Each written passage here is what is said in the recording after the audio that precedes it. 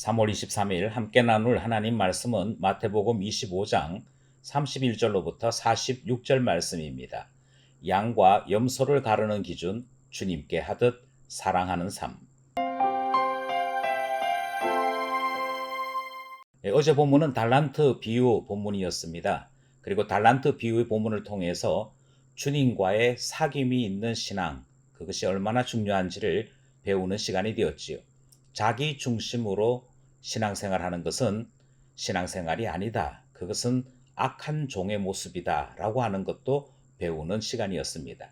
신앙이란 주님과의 사귐, 주님과 가족이 되는 것이다 하는 말씀을 배웠다면, 오늘 본문은 재림을 믿으며 이 땅에서 신앙인으로 살아간다는 것이 구체적으로 어떤 의미인지를 가르쳐 주시는 신앙의 본질에 대한 말씀입니다. 종교적인 삶 칭찬하지 않고 주님의 긍휼을 실천하는 사람이 칭찬받는 모습이 본문에 소개되고 있지요. 본문을 통해 신앙이 무엇인지 살펴보도록 하겠습니다. 오늘 본문을 5개로 구분하여 살펴보겠습니다. 첫 문단은 31절로부터 33절 말씀입니다. 인자가 자기 영광으로 모든 천사와 함께 올 때에 자기 영광의 보좌에 앉으리니 모든 민족을 그 앞에 모으고 각각 구분하기를 목자가 양과 염소를 구분하는 것 같이 하여 양은 그 오른편에 염소는 왼편에 두리라. 계속해서 재림에 대한 말씀이 등장하고 있죠. 31절 말씀에 자기 영광으로 오신다. 모든 천사와 함께 오신다. 그리고 자기 영광의 보좌에 앉으신다. 라고 하는 이 표현들은 모두 재림에 해당되어지는 사건을 표현한 것입니다. 그러니 주님께서 재림하실 때라고 이해하시면 될 것 같습니다. 그런데 주님께서 재림하시자마자 무슨 일을 하시겠다라고 말씀하시냐면 32절 말씀에 구분한다라고 말씀을 하고 있지요. 이 구분은 양과 염소를 구분하는 일이라 그렇게 소개하고 있습니다.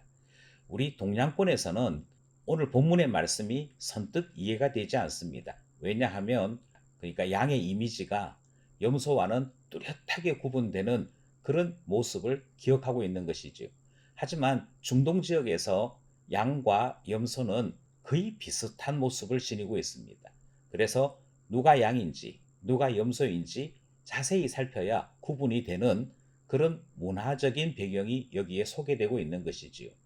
겉으로 보면 비슷하다, 똑같다 라고 우길 수 있을는지 모릅니다.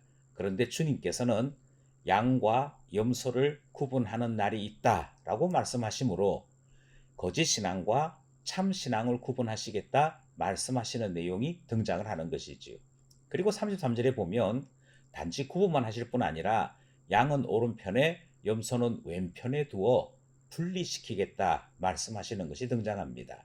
중동 문화에서 오른편과 왼편이 가지는 이미지는 하나는 복을 받는 그 자리고 하나는 저주의 자리로 이해가 되는 것이지요. 그런 점에서 볼 때 양과 같이 참 신앙을 가진 자들에게는 복을 주시겠다. 그리고 염소와 같이 거짓 신앙을 가진 자들에게는 진노하시겠다 말씀하시므로 재림 때 주님께서 어떤 일 하실지를 소개하여 주시는 첫 번째 문단 말씀입니다. 둘째 문단 말씀은 34절로부터 36절 말씀입니다. 그때에 임금이 그 오른편에 있는 자들에게 이르시되 내 아버지께 복 받을 자들이여 나와 창세로부터 너희를 위하여 예비된 나라를 상속받으라. 내가 줄일 때에 너희가 먹을 것을 주었고 목마를 때에 마시게 하였고 나그네 되었을 때에 영접하였고 헐벗었을 때에 옷을 입혔고 병들었을 때에 돌보았고 옥에 갇혔을 때 와서 보았느니라. 둘째 문단에서 오른편에 있는 자들에게 말씀하시는 내용이 등장합니다. 그리고 주님께서 오른편에 있는 자들에게 선포하시는 말씀은 복에 대한 말씀, 그리고 그들이 행한 선행에 대해 칭찬하시는 말씀이 등장을 하지요. 그래서 34절에 보면 내 아버지께 복을 받을 자들이라 그렇게 부르고 예비된 나라를 상속하여 주시겠다 말씀하시는 내용이 등장합니다. 그리고 35절에서부터는 그들이 한 행동을 주님께서 구체적으로 말씀하여 주시는데요. 너희가 먹을 것 주었고 마시게 했고 영접해 주었고 옷을 입혔고 병든 자를 돌보아 주었고 옥에 갇혔을 때 와서 보았다, 살펴주었다 이렇게 말씀하시는 내용이 등장합니다. 그러니 둘째 문단의 내용은 오른편에 있는 자들에게 복을 선포하시는 내용입니다. 여기까지 둘째 문단 말씀입니다. 셋째 문단 말씀은 37절에서부터 40절이지요. 이에 어인들이 대답하여 이르되 주여 우리가 어느 때에 주께서 줄이신 것을 보고 음식을 대접하였으며 목마르신 것을 보고 마시게 하였나이까? 어느 때에 나그네 되신 것을 보고 영접하였으며 헐벗으신 것을 보고 옷 입혔나이까? 어느 때에 병드신 것이나 옥에 갇히신 것을 보고 가서 배웠나이까 하리니 임금이 대답하여 이르시되 내가 진실로 너희에게 이르노니 너희가 여기 내 형제 중에 지극히 작은 자 하나에게 한 것이 곧 내게 한 것이니라 하시고, 왕이 칭찬했던 것이 둘째 문단 말씀이었다면 셋째 문단에서는 왕의 칭찬에 대해 어인들이 반문을 하는 내용이 등장합니다. 어인들이 말하는 것은 자신들이 그렇게 한 적이 없다라고 이야기하죠. 그런데 이 이야기의 정말 중요한 부분은 40절부터 등장하는 왕의 대답, 임금의 대답에 있습니다. 40절 말씀에 왕이 대답하여 이르되 내가 진실로 너희에게 이르노니 너희가 여기 내 형제 중에 지극히 작은 자 하나에게 한 것이 곧 내게 한 것이라 그렇게 말씀하시지요. 그러니 왕에게 직접 했다는 말씀이 아닙니다. 지금 왕이 내가 줄일 때 음식을 주었다, 목마를 때 마시게 했다라고 하는 모든 행위의 1차 대상자는 사실 왕이 아니라 그 나라 백성 가운데, 특별히 형제 가운데 지극히 작은 자 하나에게 한 것이었습니다. 그러니 왕에게 한 것이 아니었기에 의인들은 우리가 왕에게 그렇게 한 일이 없습니다라고 말을 했던 것이죠. 하지만 왕은 이 백성 가운데 지극히 작은 자 하나에게 한 것이 곧 내게 한 것과 같다라고 칭찬하며 의인들을 향한 복을 확장하는 모습 보게 되는 것입니다. 여기서 주님이 말씀하시고자 하는 것은 분명합니다. 주님이 재림 때 오셔서 양과 염소를 나누십니다.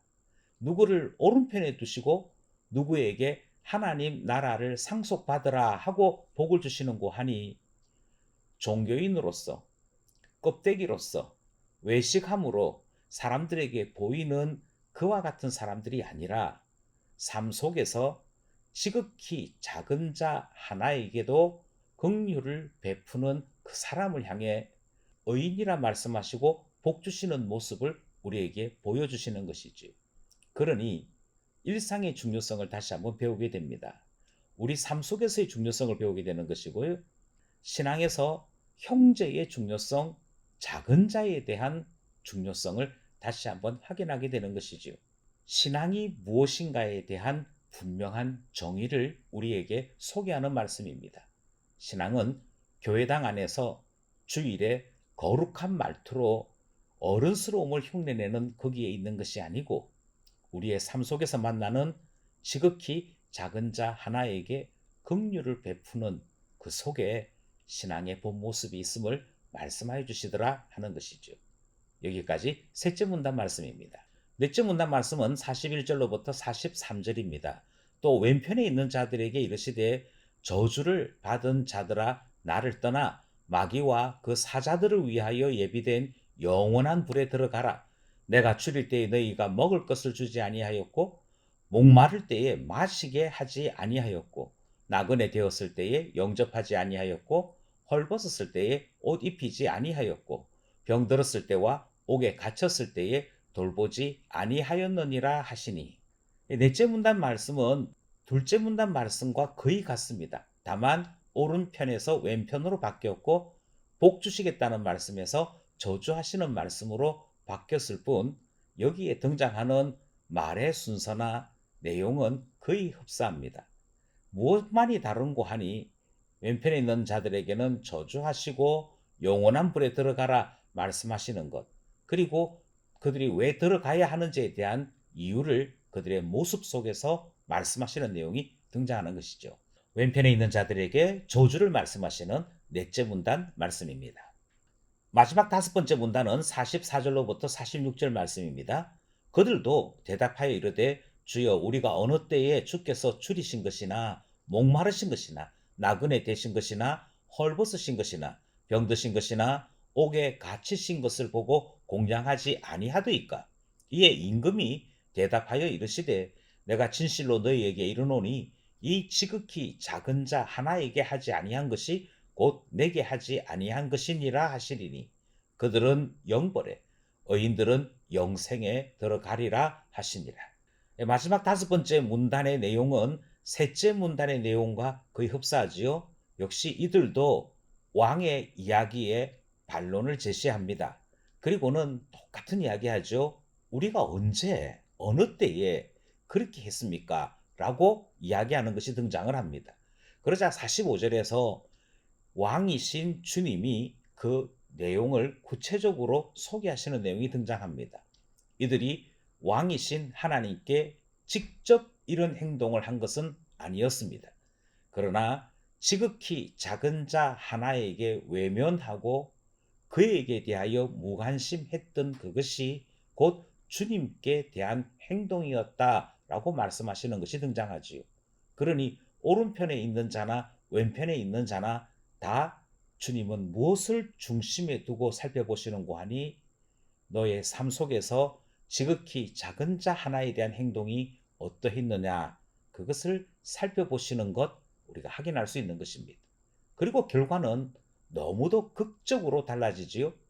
그들은 영벌에 그러니까 왼쪽에 있던 자들은 결국 저주를 받아 영원한 벌 속에 들어가고 있는 것을 보게 됩니다.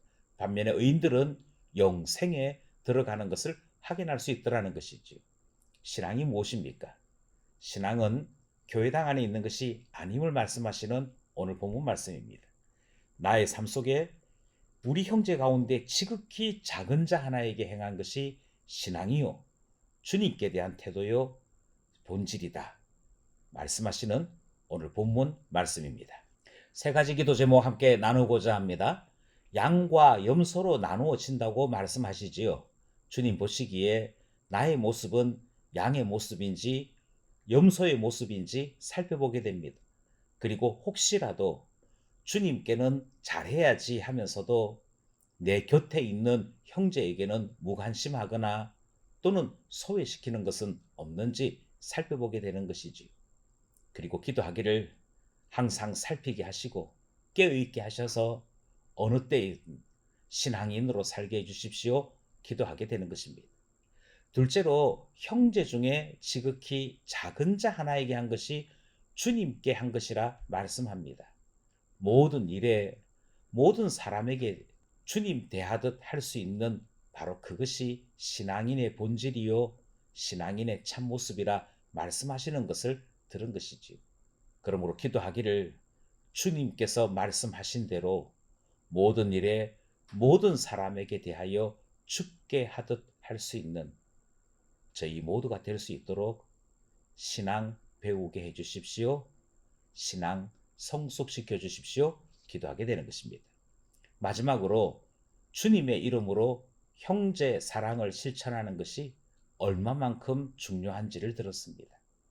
교회 안에서 서로 사랑하게 하는 것. 주님은 이 말씀을 통해 주님 오시는 날까지 형제가 형제에 대하여 사랑하라 말씀하시는 주의 뜻을 듣는 것이지요. 교회 공동체는 지극히 작은 자에게도 사랑을 베푸는 사랑 공동체 되어야 한다 말씀하시는 것 들었습니다. 그러므로 기도하기를 저희 교회가 사랑의 공동체 되게 해주시고 주님을 가장 깊이 체험하는 살아있는 교회, 참교회 되게 해주십시오. 기도하게 되는 것입니다. 오늘도 말씀과 기도로 주님을 따라가는 우리 모두 되기를 간절히 소원합니다.